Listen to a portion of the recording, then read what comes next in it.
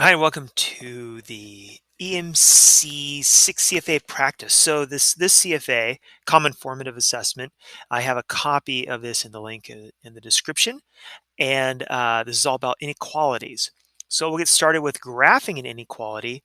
Now, to graph an inequality, and I'll bring this in tighter here, if you have something like this with a line, or you have something like this with a line, that's going to be denoted with a closed dot, which means we're including that number.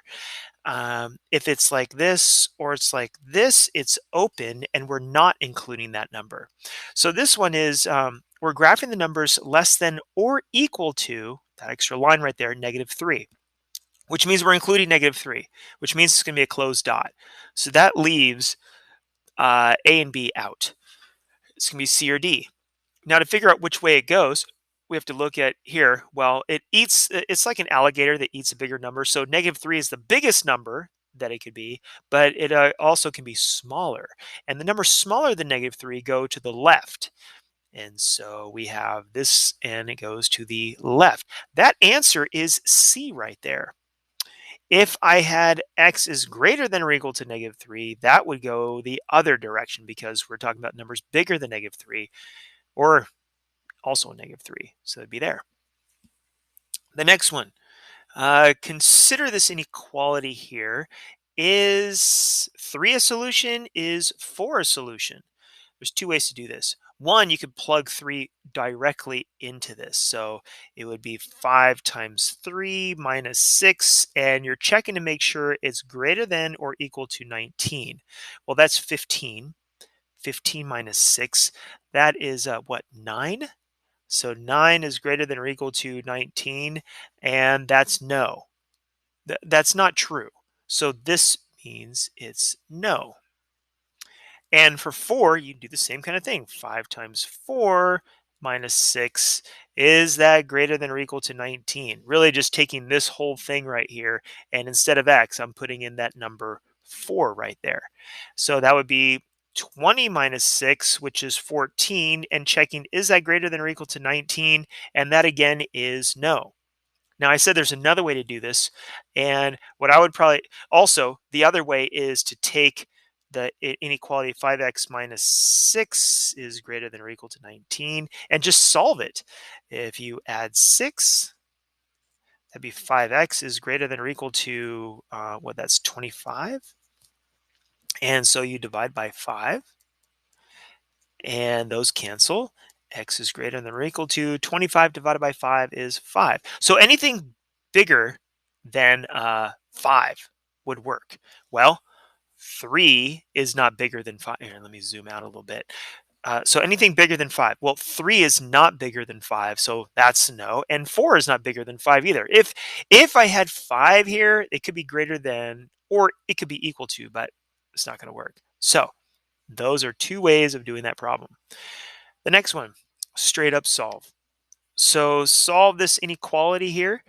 What I would do first is I would add 5, treat it just like an equation using the inverse operations. You know, when you see subtraction, you add. 8 plus 5 is 13, and n divided by -7 has to be greater than that. I probably should have done it over here. I'm going to take this and rewrite it over here. N divided by -7 is greater than 13. If that's division, again, the inverse of division is multiplication. So I would have to multiply by -7. Multiply by -7. That gets these to cancel right here. And n is greater than 13 times -7. What, that's well, I think it's 91. 13 times 7 is 1. Yeah, -91. There is one thing that I didn't do, and that is if you multiply by a negative, which I did right here, I have to, it has nothing to do with this, by the way. It's just if you multiply by a negative here, you have to switch the direction of the inequality. So actually the answer is n is less than 91, and that is it right there. Next question is this one. Solve this inequality using those inverse operations again. Subtract 2. You got 3x is greater than, what, 12? And that's multiplication. The inverse of multiplication is division. And x is going to be greater than 4. Keep in mind, you have to write the entire inequality. You can't just say 4 because actually 4 is not an answer. Anything bigger than 4 is. So yeah, you can't, students usually just write 4 for their answer, and that's not the case. Okay, and if you want to check your answer, you could put anything bigger than 4. Well, pick 5, and then we have here, if I use this 3 times x, but I pick 5 instead of x, so I'm just checking a solution there. 3 times 5 plus 2, is that greater than 14? Well, 3 times 5 is 15 plus 2, and that certainly is greater than 14, because that 17 is greater than 14, and that's true. That checks. That means that that is the correct solution. And our last question here, we have, I gotta zoom out, to get a free meal at his favorite restaurant, Tom needs to spend $35 or more at the restaurant. He already spent $14. How much more does Tom need to spend to get his free meal? Well, he has more to go. He's already spent $14, and he needs to spend $35 or more. So what he spends, right? This is what he spends, and it has to be greater than, or it could be equal to, because he could spend $35.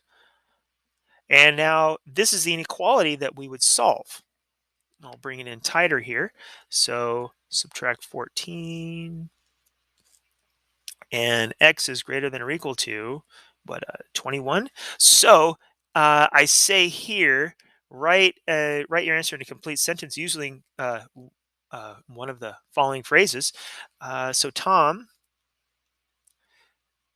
needs to spend at least, so that he has to spend at least $21 to get the free meal. And there you go. That's what you got to know for this. And I hope this has been helpful. Thanks for watching.